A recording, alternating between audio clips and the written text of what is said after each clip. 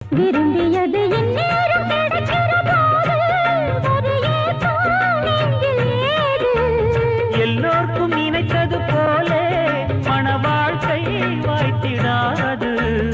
எப்போதும் ஒருவனை எண்ணி தவித்தேன், இப்போது நான் அதை கண்டுபிடித்தேன். வெற்றி மேளம் கேட்கும் நேரம் கூட மாமனோட.